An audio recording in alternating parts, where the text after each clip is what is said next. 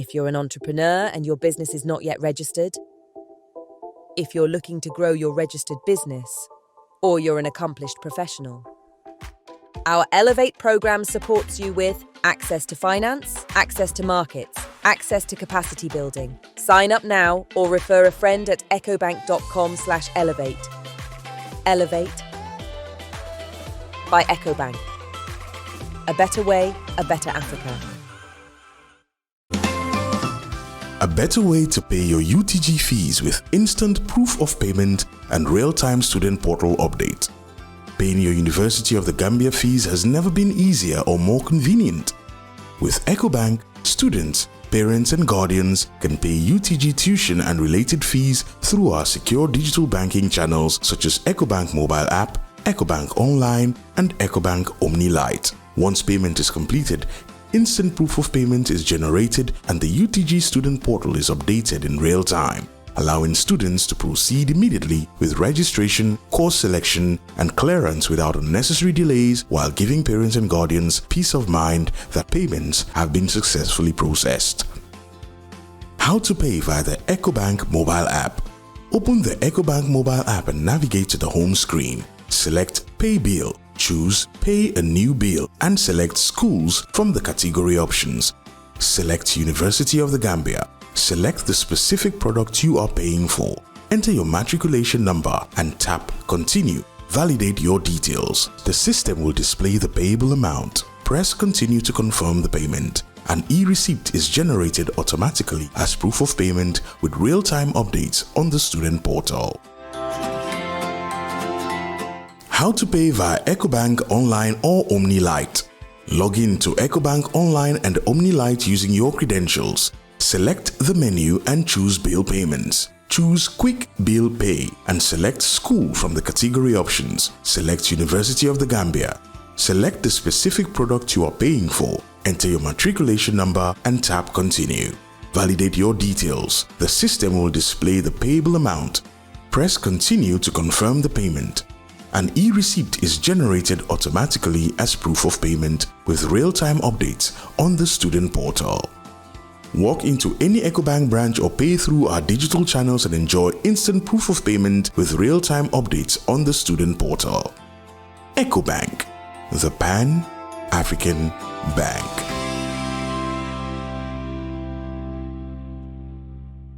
Jah Oil. The company have filling stations across the country and our rates are relatively cheaper than anyone else across the country. Jah Oil is the biggest producer and distributor of cement in the country with the most competitive prices in the market.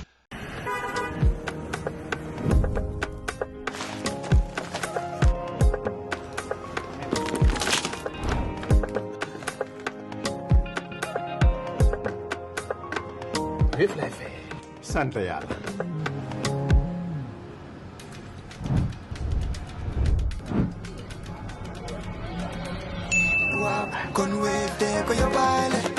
Nga xaar utal Wave nga scan nga fay nag doo ci yokku dara.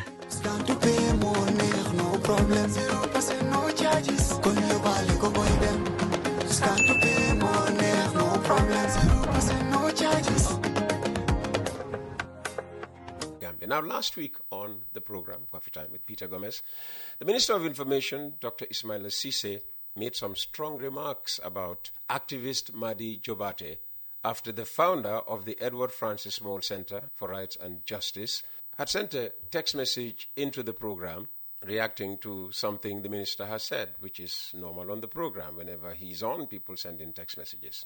Now, the minister, clearly unhappy, questioned the very existence of the EFCRJ, described it as a one-man show, and accused Madi of being frustrated over funding, going political, and even acting against the country's interests. Well, this morning, Madi Jobarteh is with me in the studio. And Madi joins us to exercise his right of reply. He'll respond directly to those comments, he'll explain the work of the center, and share his perspective on advocacy, patriotism, and the role of civil society in the Gambia. So stay tuned for this very important conversation. But first, here's a recap of what the minister said. The NPP rally in Brikama was indeed a disgrace. It was a rally of insults and undemocratic rhetoric that undermines the very unity, security and governance of this country. The level of irresponsible, discriminatory and inflammatory rhetoric and insults by the President, ministers and others was scandalous. See, so sometimes he was not just the President, apparently. I was at the rally. Yes. And I've not heard anybody insulting anyone. And I've not heard anybody making any irresponsible statements. All these statements that were made there were acceptable within the realm of politics. And I think, I feel sorry for Madi. Hello, why? Yes, no, because... He's doing well with his Center for Rights and Justice? That is the problem. He's doing so poorly with that. It's not even a center. You see, that is my problem. It's not a center. Madi has to understand that we have moved on as Gambians. Gone are the days when you use advocacy to make money in this country. The Europeans are not giving money anymore because they know Gambia is peaceful, stable, and human rights are respected. He has to move on. He cannot make money from this anymore.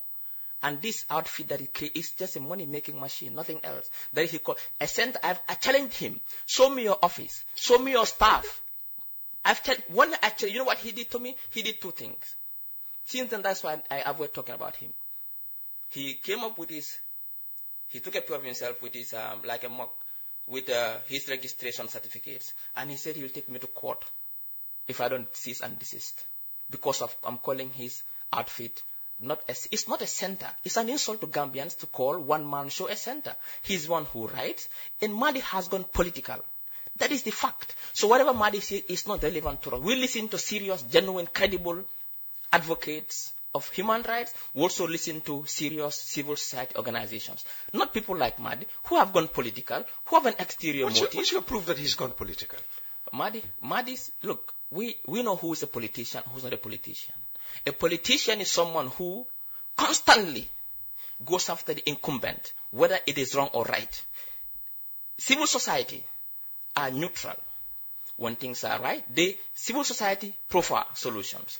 When things are right, they give commendations. When things are wrong, they criticize in a manner which is befitting a serious civil society organization. Madi doesn't do all of that.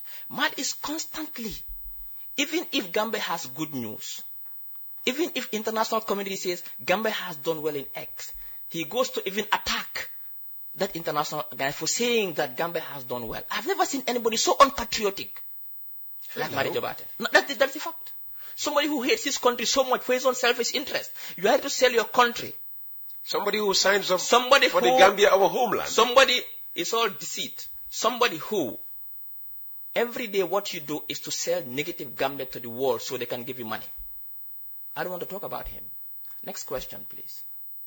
Well. Minister Ceesay says you don't run a center, but rather a one-man show. How do you respond to that characterization of the Edward Francis Small Center for Rights and Justice? I think, first of all, I feel pity for the minister. Clearly, he is frustrated, and because of the pressure that the Edward Francis Small Center for Rights and Justice have been putting on this government, which is our constitutional right and duty. And so he's frustrated by that. And so to deflect, he talks about a one-man organization, which he had always said. But then the question probably need to be asked, his office, the Ministry of Information, they write to that one-man organization, inviting us to their events. All right? We have written to that institution, inviting them to our luncheon, and they send a representative, and still he calls it a one-man organization. We have submitted position papers to that organization, all right, on the obnoxious, media regulations that he wanted to impose, and they have responded. So when he sits here to talk about the way he talks, for me, it's just a man frustrated because of the strong accountability position we have taken against this government, which we will continue to do. Okay. He challenged you to show him an office with staff. Can you clarify for us the structure of your organization and how it operates. Yeah, so he wants to drag the conversation where it is merely to distract us, but more importantly to distract citizens, to mislead citizens, so that would be the conversation. Where is Edward Francis Small office? Our letters have been up to the office of the president with our address. We have a website. We have social media platforms. We've been invited to various events, and our staff have gone there. So to bring this argument down to some childish, flimsy debate, why is your office? I think I'm too, serious to get into that kind of conversation. So the conversation he wants to create is a diversion, to try to discredit Edward Francis Small. But he cannot discredit Edward Francis Small Center. Okay. So you're saying that you do have a staff, contrary to what he believes, that it's a one-man show, a briefcase organization. We publicly launched the organization and invited the Gambian society across the board. And, people are there. So, I think no serious person should sit down to talk about, and in any case, any organization starts with a founder or a bunch of founders. And yes, I founded Edward Francis Small, just as a London lawyer founded Amnesty International. So, we are just 1 year and a half old. So, okay. All right. Well, you accuse him of frustration. He accused you of being frustrated even before by suggesting that you are frustrated because Europeans are not funding advocacy groups like yours anymore. What's your response to that? To that suggestion? Yeah, well, I would hope he would give evidence of the frustration I have with funding or Europeans not giving us. Was it even created in the first instance just to raise funds? Of course it is not. And we are not after Europeans or Americans or the usual donors to fund us, because we are holding even the Europeans to account. But Peter, to tell you, just yesterday or a few days ago, a European ambassador was in my office. You know what I'm saying? So, and not because we invited them, they requested to come and see our office. We've received notes from various agencies that his government is dealing with, and we know what they are telling about us and so on. So, but this organization is not created to be funded by the Europeans. I would prefer you, all right, and me, and including him, to put their $5 in there. Because this organization is not, I did not create this organization in the image of the typical CSO in the Gambia or even Africa. No. And so this organization is not there to run after funds, especially from Europeans or Americans. No. So we are a very independent organization, and we know the cost that it will take for us to do the job that we are doing. So that it is not a surprise, therefore, to see a minister being so frustrated about this organization. It is the same way, the Europeans and Americans, would be frustrated about us, because we are not going to take it easy with any public institution, national or international, in the protection of human rights, in the defense of international law and the rule of law. And this is what this organization is about. So his frustration, he's just giving, misleading, false information. But we are not frustrated about funding, and certainly we've not created this for Europeans to come and fund. Mm-hmm. He argues you've gone political, and that's why the government doesn't listen to whatever you say. How do you see the line between advocacy and politics in your work? There's no line between them. Advocacy is political. All right. Activism is political. Media is political. Everything is political. You have your coffee time here. You talk about electricity. You talk about water and everything. You bring people here to talk about it. Who are these people? They are Gambian citizens. Some are lawyers, some are farmers, some are doctors, some are activists, some are ministers. And they are talking about issues that affect the lives of Gambians. So I heard him say Yankuba Minte is getting into politics because he talked about the stadium. Now, that is not only dishonest, but insulting. Because Yankuba is a Gambian citizen. The stadium is a national asset. Every Gambian has a legitimate right and duty to be concerned about our national stadium. And no one is more concerned than someone who plays in our national team, which is to be hosted in the national stadium. So when Yankuba Minte or myself or you or any citizen talks about water supply in this country, electricity problem in this country, you are talking about a legitimate matter that concerns your life.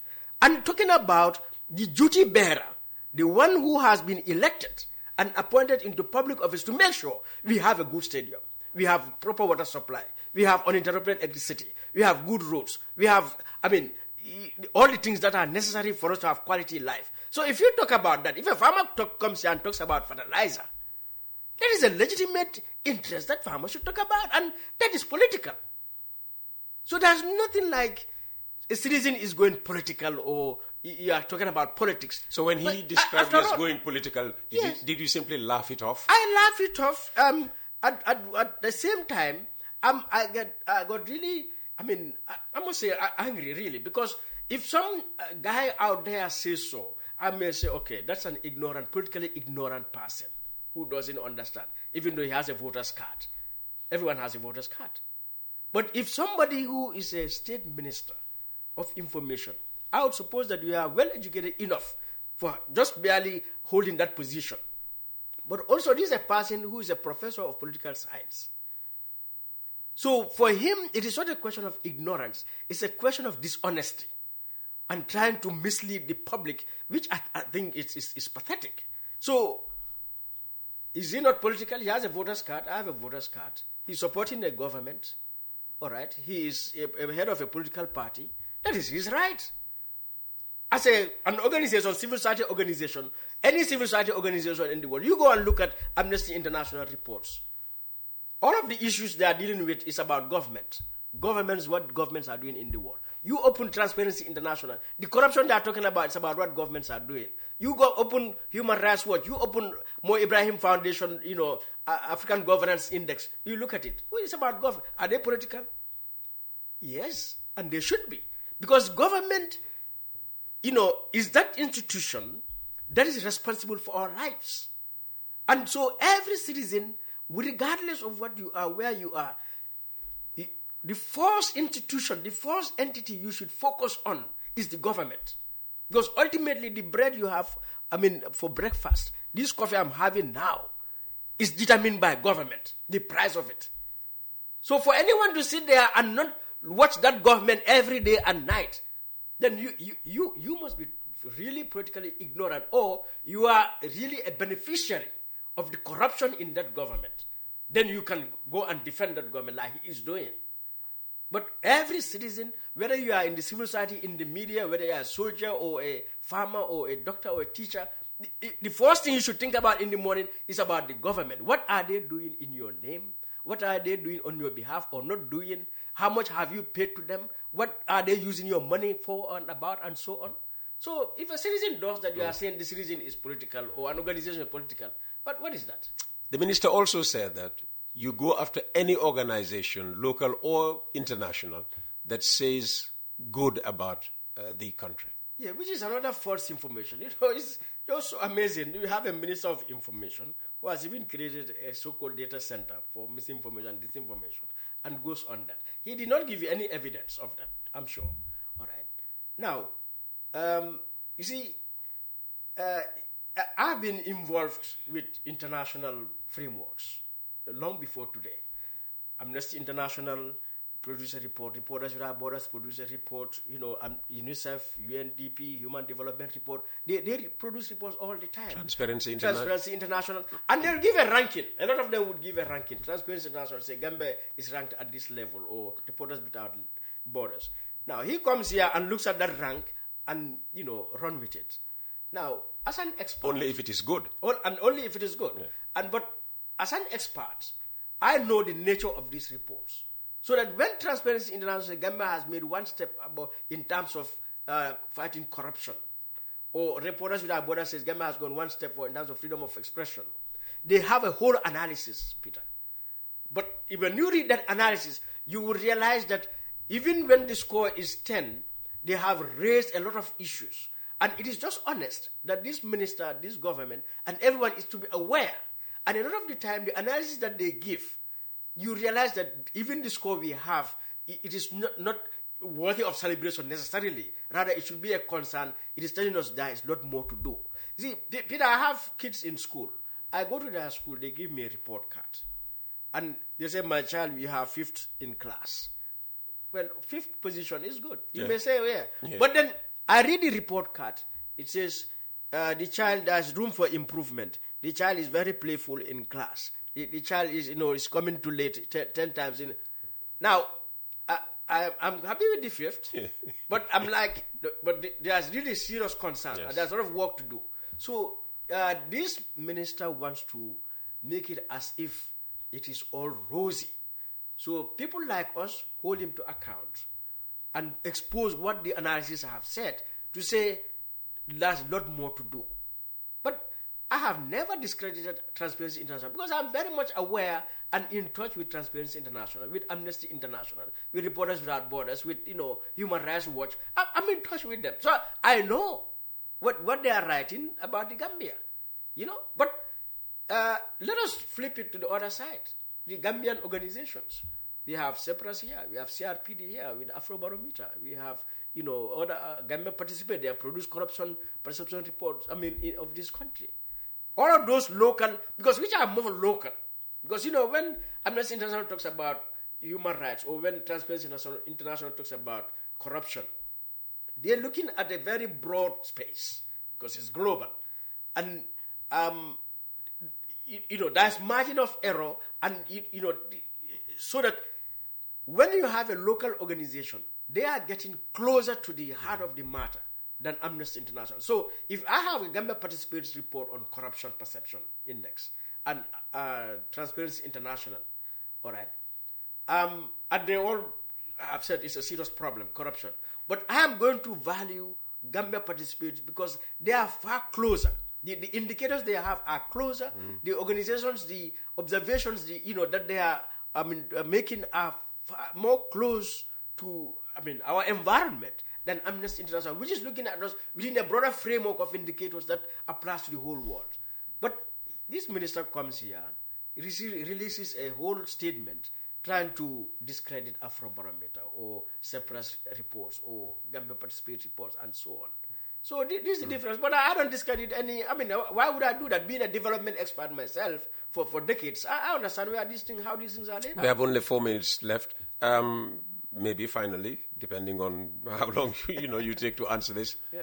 On patriotism, he claims you hate your country because of selfish interest.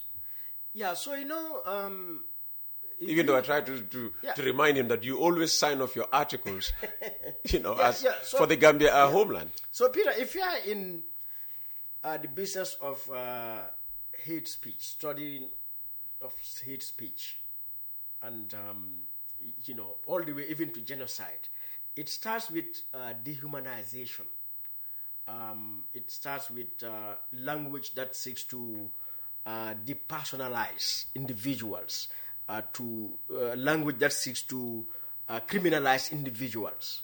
So that when I sit here and say Peter is unpatriotic, I'm trying to create division, exclusion from the rest of citizens that this man is unpatriotic. And naturally, I'm trying to generate anger in the citizens against you because everyone would say, I love my country. So I wouldn't like someone who doesn't love my country.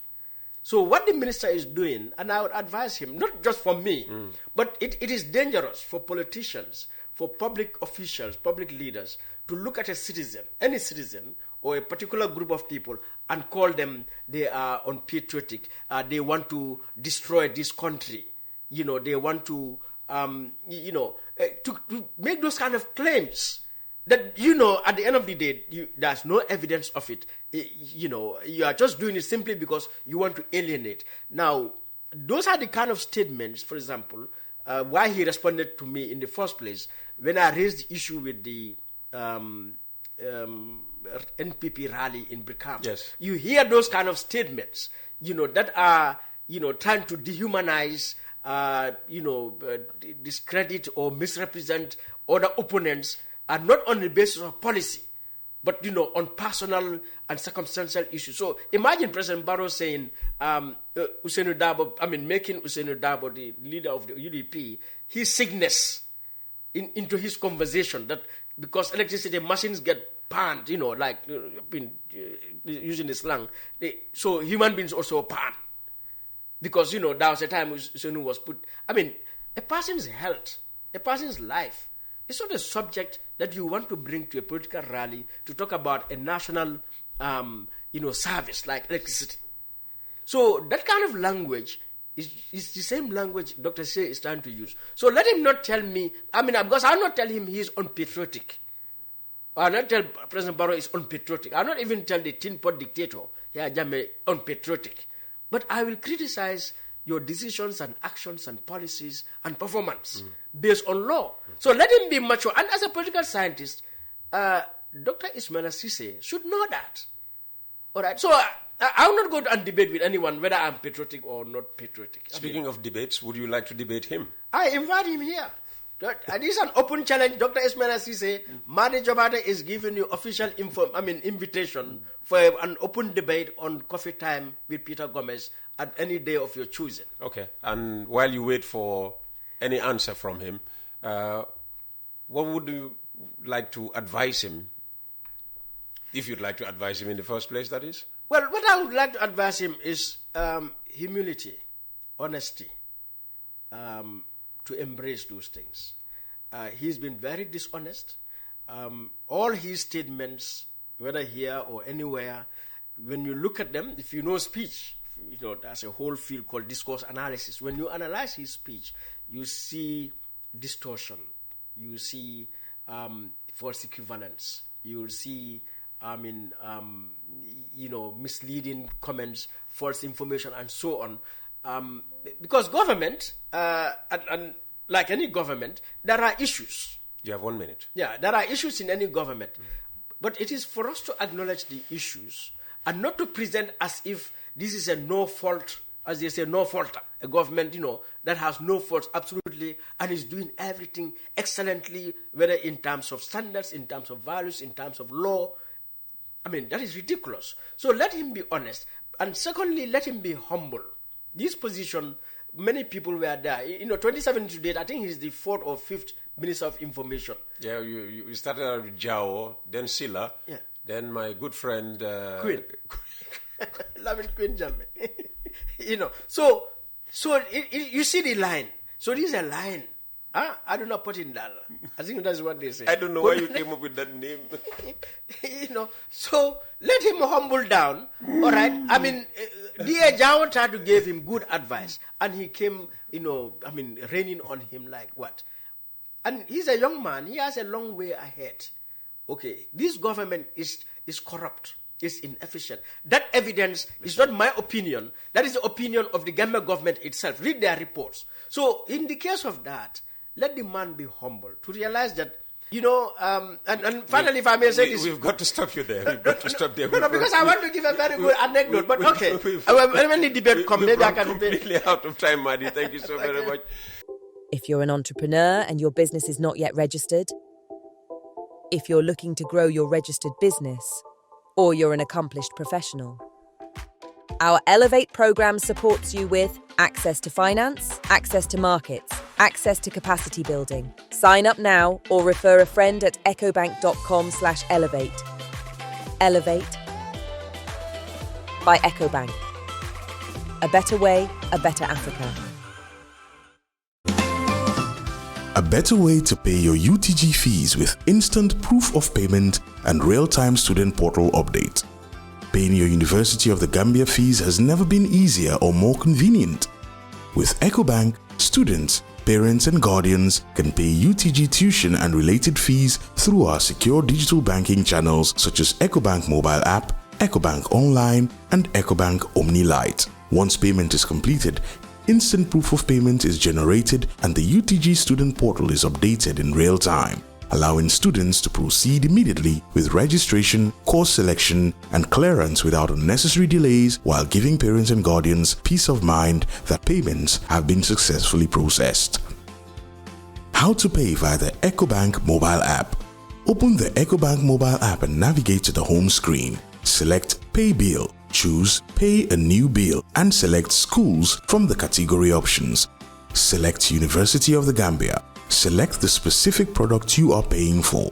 Enter your matriculation number and tap Continue. Validate your details. The system will display the payable amount. Press Continue to confirm the payment. An e-receipt is generated automatically as proof of payment with real-time updates on the student portal.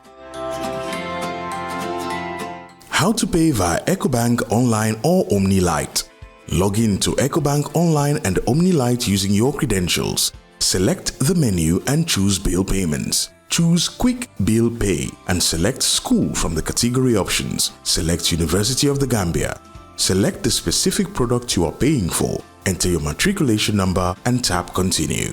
Validate your details. The system will display the payable amount. Press Continue to confirm the payment.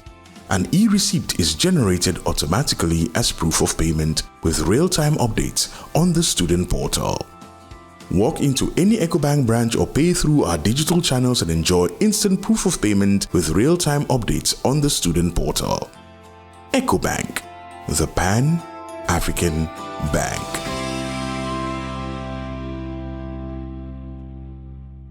Jah Oil, the company, have filling stations across the country, and our rates are relatively cheaper than anyone else across the country. Jah Oil is the biggest producer and distributor of cement in the country with the most competitive prices in the market.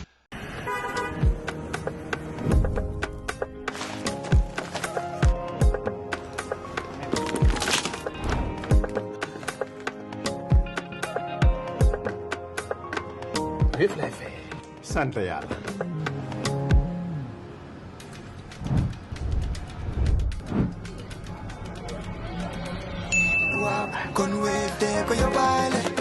looy xaar utal Wave nga scan nga fay nag doo ci yokku dara.